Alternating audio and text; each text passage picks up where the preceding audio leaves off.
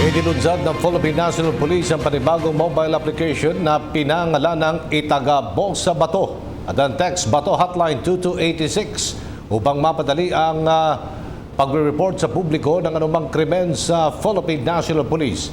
Katuwa ng PNP ang mga kumpanyang Globe at Smart para sa text hotline kung saan 2 piso at 50 sentimos ang kanilang singil sa kada text.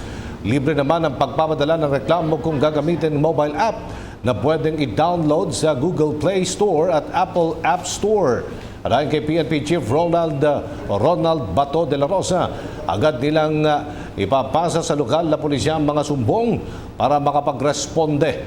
Naniniwala rin ang opisyal na maraming insidente ang maiwasan sa tulog ng taong bayan.